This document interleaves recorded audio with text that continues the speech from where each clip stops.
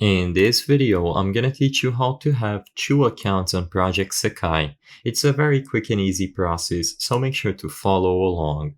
All you have to do to be able to have two instances of Project Sekai on the same device is to use the Parallel app. So as you can see, this app allows you to clone apps and have different accounts on each of them. So first, open up the Play Store or the App Store and look for Parallel. Download the Parallel app as you can see, and after you have it installed on your phone, open it up. In here, you should be able to see all of your main apps. Simply select Add and look for Project Sekai. As you can see, I have Colorful Stage here, which is what I'm going to be using. So add Colorful Stage to the list of Parallel apps and click on it once.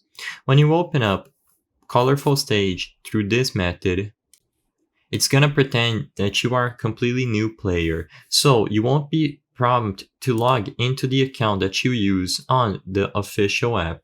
As you can see, it's pretending that we're completely new and that this is a fresh install of Project Sekai. As you can see, I can even switch over to my apps over here and open up the actual version of Project Sekai that I have outside of the Parallel app.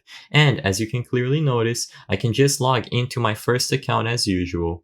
So as long as you have Project Sekai running on the Parallel space, you will be able to log into another account and play inside of that Parallel space.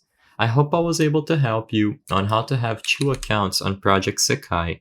If this video helped you, please be sure to leave a like and subscribe for more quick and easy tips. Thank you for watching.